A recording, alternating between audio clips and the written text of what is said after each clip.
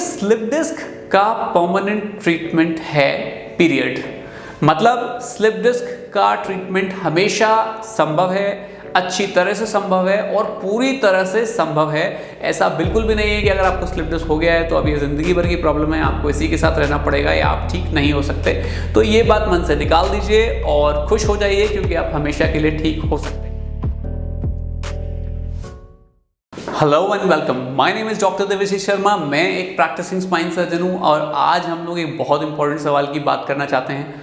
बहुत सारे पेशेंट्स हैं, बहुत सारे लोग हैं जिनको स्लिप डिस्क है और वो ये जानना चाहते हैं कि क्या स्लिप डिस्क के साथ पूरी जिंदगी भर रहना पड़ेगा, क्या ये चीज़ कभी ठीक भी होगी, क्या इस प्रॉब्लम से निजात मिल सकती है या एक बार पैर में दर्द चला गया तो अब ये लाइफ टाइम प्रॉब्लम है।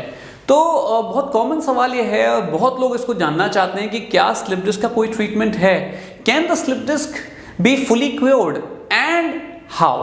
तो देखिए, स्लिप डिस्क का परमानेंट ट्रीटमेंट है पीरियड।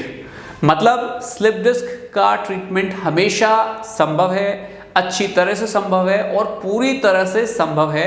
ऐसा बिल्कुल भी नहीं है कि अगर आपको स्लिप डिस्क हो गया है तो अब ये ज़िंदगी भर की प्रॉब्लम है, आपको इसी के साथ रहना पड़ेगा या आप ठीक नहीं हो सकते। तो ये बात मन से निकाल दीजिए और खुश हो जाइए क्योंकि आप हमेशा के लिए ठीक हो सकते हैं। नेक्स्ट बात, कैसे संभव है। देखिए, मिनिमम 90% मरीज और मेरी प्रैक्टिस में मेरे ख्याल से 95% मरीज हमेशा कंजर्वेटिव थेरेपीज या फिर जैसे फिजियोथेरेपी है, एक्सरसाइज है और कायरोप्रैक्टिस है, इन सब चीज़ों से, लाइफस्टाइल मॉडिफिकेशन है, कुछ एक्टिविटीज़ जिनसे कि स्लिप डिस्क बढ़ती है जैसे कि आगे झुकना या वज़न उठाना या ड्राइव करना या बाइक चलाना, ये सब चीज़ें छोड़ने से काफ़ी पेशेंट्स ठीक होने लगते हैं।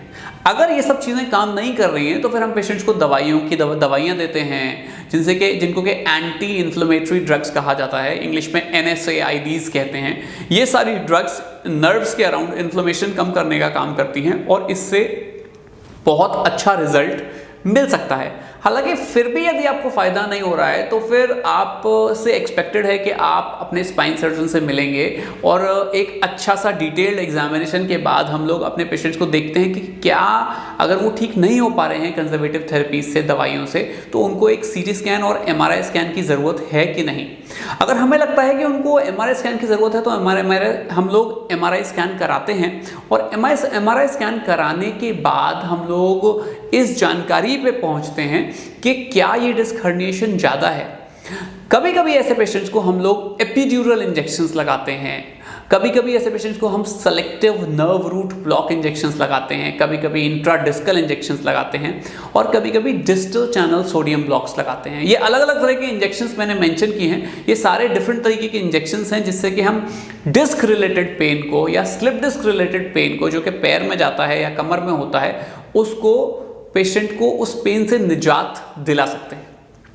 हालांकि यदि ये सारी टेक्निक्स फेल हो रही हैं, आपको कंजर्वेटिव थेरेपी से आराम नहीं आ रहा, आप काफ़ी दिन तक रेस्ट ले चुके हैं, लाइफस्टाइल मॉडिफिकेशन कर चुके हैं, आपने फिजियोथेरेपी भी ट्राई की है, योगा भी ट्राई किया है, कायरोप्रैक्टर्स से आप मिले हैं और आपको लगता है कि अब बहुत प्रॉब्लम आपकी जड़ हो गई है, आप किसी भी तरह से ठीक नहीं हो पा रहे, तो आपको स्पाइन सर्जन से डिटेल में डिस्कस करना चाहिए और पता लगाना चाहिए कि क्या आपकी इस प्रॉब्लम का निजात किसी प्रोसीजर से हो सकता है।